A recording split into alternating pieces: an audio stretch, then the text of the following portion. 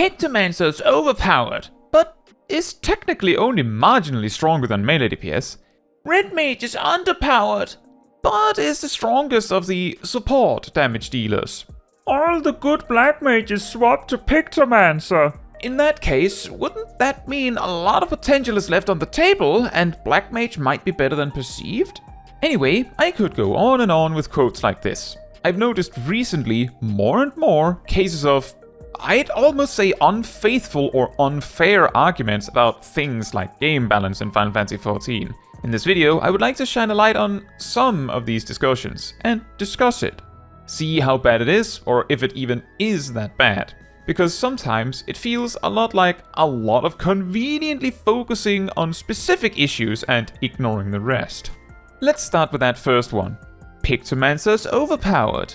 A few common talking points when this is brought up is the fact that Pictomancer is at the top of damage for the various log statistics, combined with the fact that Pictomancer's motifs enable it to flip downtime into way more damage than any other job can. To clarify, Pictomancer is the essence of the 2-minute burst, boiled down to its absolute extreme. If you put the damage output of every job over the course of a fight on a plot, Pictomancer would simultaneously be at the bottom and at the top, because it has times where it is actually actively doing 0 damage, and at other times, especially during bursts, it is doing the most damage. Just straight up, hands down, the most damage. In a vacuum, this sounds perfectly reasonable. The only way for Pictomancer to make up the lost time on doing no damage is if it does more damage than normal at some other time. The problems start to appear when we remember that raid buffs exist, and the time Pictomancer spikes the highest in damage is during these buff windows. In a boss fight with constant uptime, this, it turns out, leads to Pictomancer being slightly ahead of the melee DPS jobs. Depending on who you ask, there are a few different reasons why this is considered a problem. For some, the problem is that Pictomancer provides more utility than Black Mage.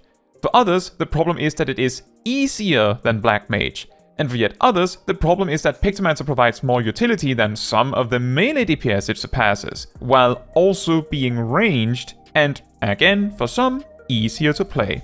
And for some also, the problem isn't even with any of that, but instead with the concern of how strong Pictomancer will be in a fight where we don't have constant uptime.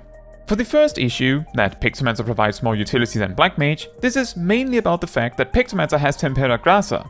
To be fair, I suppose it would make more sense if Black Mage did a bit more damage, considering it does not have this kind of utility. For the second issue, that Pictomancer is easier than Black Mage, and thus it is unfair that Pictomancer is stronger. On the one hand, if the game was balanced such that the harder to play jobs were the strongest, you could always just play the easier jobs when progging or learning and then graduate to the harder jobs. But for many, it isn't exactly that simple.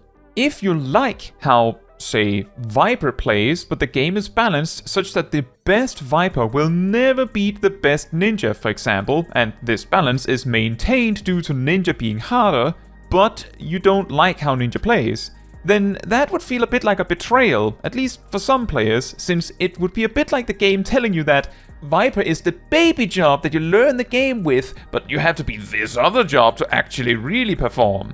I think it is perfectly fine for an easier job to have a higher peak performance than a harder job. Assuming balance always fluctuates a bit up and down, surely the harder job will have its time in the sunshine eventually. For the third thing, that it is a problem that Pictomancer beats some melee DPS on utility while simultaneously being ranged and beating them on damage. Sure, Pictomancer maybe shouldn't do that, but out of the many hard fights in Dawntrail, the majority of them don't require more than 2 ranged damage dealers to make sure that the melee jobs that are there gets, if not full uptime, then mostly full uptime. Meaning that Pictomancer being ranged isn't that much of a boon. In fact, it is also a caster, with some of its cast times being particularly long, making the fact many fights have a lot of sudden movement required more inconvenient for Pictomancer than the range is convenient. Yes, it is a matter of planning, but that's a skill issue. And then Pictomancer isn't so simple anymore now, is it? And for the fourth thing, the concern about Pictomancer's capacity to turn downtime into value.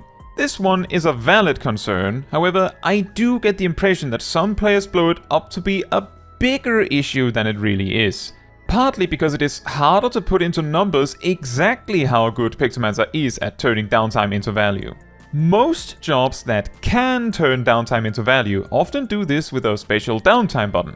For example, monks can set up Forbidden Chakra and continue their rotation from whatever form they desire with Form Shift.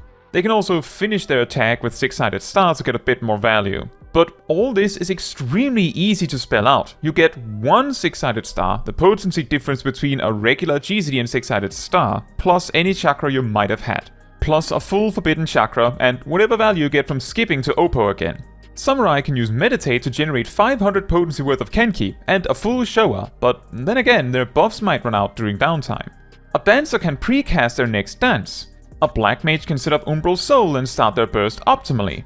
But beyond this, most other jobs typically just get to run their cooldowns without their filler, meaning how much value they get out of downtime is somewhat correlated with how bad their filler is relative to their burst.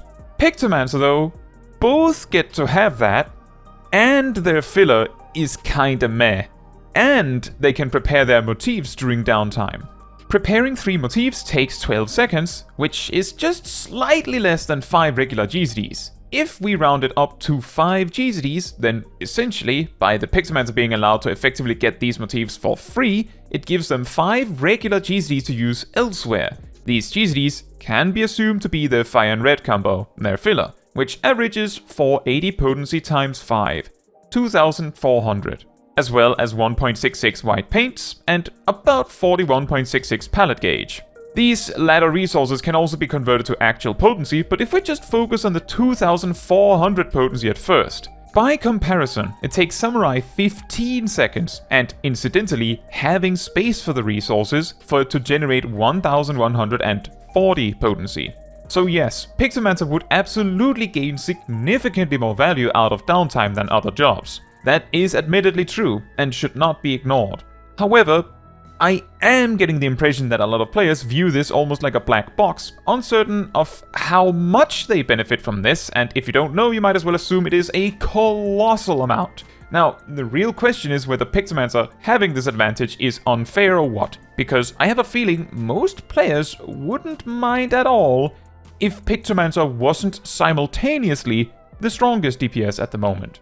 The next thing I would like to talk about a bit is Red Mage being underpowered, which in some capacity also applies to Summoner, and ranged physical jobs in some capacity, I suppose. As it stands right now, when compared to more supportive jobs, like ranged physical jobs, Summoner and Red Mage actually stand very strong.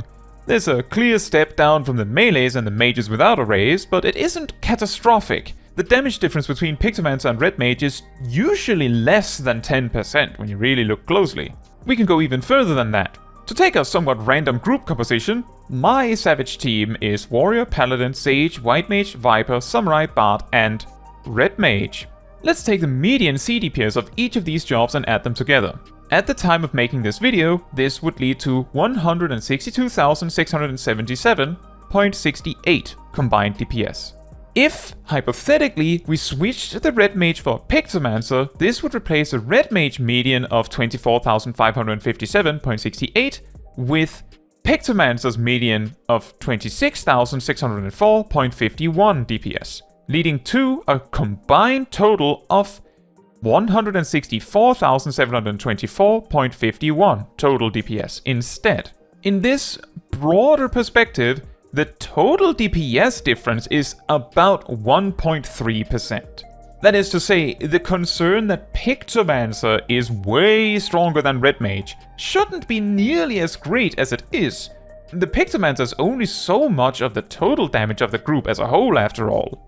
I'm sure some of you will point out that Pictomancer's maximum damage performance, relative to the Red Mage one, is a lot greater, which, while true, is also inflated by the fact that Pictomancer being stronger means that Pictomancer is the one brought to speed kills, so it is unlikely Red Mage sees as many extreme DPS optimization passes. And despite that, the relative difference still isn't that problematic. Furthermore, with the somewhat recent Ultimate release, Futures Rewritten, there has been a lot of talk about how, obviously, no one is bringing a Red Mage when they can bring a Pictomancer, and obviously, there will be some sort of DPS check that is probably too hard or impossible with a Red Mage, and so on and so forth. What we did see with the race to World First is that there were indeed groups with Red Mages in their squad. The moment some tight DPS check was spotted, there were immediately people suggesting that the Red Mages were now cooked and would have to step out. In an interesting twist, many groups, possibly most groups, did indeed have Pictomancers, but some groups also had Red Mages in addition to the Pictomancers. In fact, multiple of the first clears had Red Mages and Pictomancers present.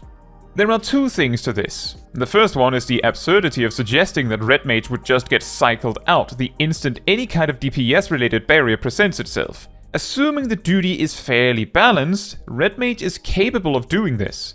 Yes, maybe a different composition would have a slightly easier time with the DPS check, but Red Mage offers other qualities that make other things easier. The second one is that part of the reason why Pictomancer being so strong is so concerning is that the balanced raid team is typically seen as 2 tanks, 2 healers, 2 melees, 1 ranged physical, and 1 mage.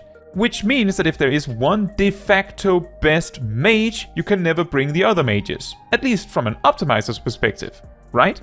But the reality is that most often, boss mechanics are designed assuming you have this kind of balanced team, which means, outside of special outlier mechanics, at most 2 DPS will have to step away from the boss. And the mechanics that target these ranged jobs are typically designed to be manageable by any caster, which essentially means that ranged physical jobs just have an advantage of extra mobility here, but you could easily have the ranged physical act as melee for a mechanic that requires more mobility in melee range, and then have 2 mages hang out acting as the ranged players. In reality, the true balanced raid team is 2 tanks, 2 healers, 1 melee, 1 ranged physical, 1 mage, and 1 DPS of your choosing. This leaves the space for you to pick a melee, a ranged, and a mage with the kind of utility you want or need, and then the 4th DPS can simply be the Pumper Man, which might be Pictomancer, or an additional melee DPS or something. I want to be clear that I'm not sitting here trying to say, "Nya, take that, Red Mage also featured in the Ultimate race." But rather, I'm just happy that utility beyond maximum damage featured. And sure, probably Red Mage might cycle out depending on team preference once prog is over, but that circles back to that argument earlier about how you can switch jobs to what is best if needed. But if Red Mage is in the prog clear, it means that you don't have to switch. It just means that you could. And that leads me to the last thing I listed at the start of this video. All the best Black Mages switch to Pictomancer. Given how eyes tend to land on the best of a given job, it is very possible that all the best Black Mages switch to Pictomancer gradually over time. I find it a bit unbelievable if all of them did. Many might have. But this also ignores a much larger crowd of unseen players. There are also multiple good reasons for stronger players to switch to Pictomancer. The first argument being that if Pictomancer is stronger than Black Mage, then when you need to do your best, you play the best. It makes sense. The second argument is that if Black Mage is definitely harder to play optimally than Pictomancer, it means that we will discover the limit of what Pictomancer can do faster than we will discover the limit of what Black Mage can do. An important thing to remember about looking at log statistics is that this isn't some sort of simulated damage range. This is literally the performances of real actual players. That minimum performance on the stats is the worst successful performance. The maximum is the best successful performance. And all the numbers in between are what players manage to do within a range. In other words, if all the best Black Mages switch to Pictomancer, then Pictomancer has the advantage of having the best players propping up its results, pushing its potential to the limit. Simultaneously, Black Mage, allegedly, does not have that, which would suggest that what you see in these statistics is probably not the limit of what Black Mage is capable of. But that is assuming all the best Black Mages switch to Pictomancer. There is of course the possibility that players are switching between them or dabbling in this and that. All I'm saying is that aside from some fight-specific optimizations, I'm not seeing that much cooking from Pictomancers at the moment. Meanwhile, that Despair change caused a fiery pillar of creativity from the Black Mages. Anyway, ultimately what I'm trying to get across is that the balance in Final Fantasy XIV, shockingly, isn't nearly as bad as some might have you think. Unfortunately, a concerning amount of players use whatever minimal differences between job power they can glean to prioritize specific jobs to an unnecessary extent. Sure, yes, when proccing, especially in like a race context like World First, you should probably use the best you can, but when we even see the best of the best not entirely agree on what is best while proccing, then it probably isn't that bad. Typically, statistics that are based on real data also means that we might be missing some information. But what do you think? Is it actually as bleak as it all sounds? Or do you also feel like these kinds of balance discussions can get a bit lost in the sauce and emphasize a difference as much bigger than it actually is? Do let me know in the comments. Now, that is all for this video. Thank you so much for watching. If you would like to support me and my channel more directly, you can become a member like these wonderful people here. You can also alternatively support me through Ko-Fi, link in the description. You can also support the channel by letting the YouTube algorithm know by liking the video, leaving a comment, subscribing, sharing, and hitting the bell to get notified when next I post a video. Fun fact, a piece of information that is sometimes forgotten when looking at log statistics is that the jobs that do the most damage attract players that want to do the most damage, leading to more experimentation with those jobs. If a job drops from being the best to no longer being the best, they can sometimes drop harder simply because these kinds of players move on to the next job. This is something that possibly has affected Black Mage's statistical performances, as it was the best at the tail end of Endwalker.